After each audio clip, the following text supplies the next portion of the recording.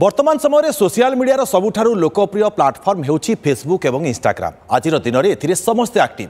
गुरुत्वपूर्ण सूचना हेउ किंबा निजर प्रतिदिन अपडेट बंधुता प्रेम सबुकिछि चली सोशल मीडिया रे।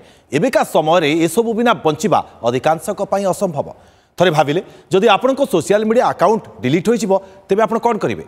हाँ आज्ञा, शिशु मानक सोशल मीडिया दूरे रखापी नुआ आईन लागू करी आसंता डिसेम्बर 4 रु 16 वर्ष कम बयसर शिशु मानक सोशल मीडिया अकाउंट डिलीट करने को मेटा को निर्देश देइछन्ति ऑस्ट्रेलिया सरकार। फल सेठारे 13 रु 15 वर्ष बयसर कैटेगोरी रे थिबा प्राय 3,50,000 इंस्टाग्राम यूजर्स एवं प्राय 1.5 लाख फेसबुक यूजर्स कौन सोशल मीडिया प्लाटफर्म व्यवहार करें ना।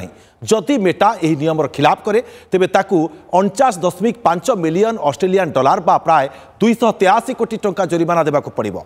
युवपीढ़ी सोशल मीडिया रे माती निज गुरुत्वपूर्ण समय नष्ट करने सहित सांग और समुदाय ठारू विच्छिन्न रहउछन्ति। तेणु एपरि आईन भारत में आसिबा दरकार कि नाही कमेंट रे जणातु।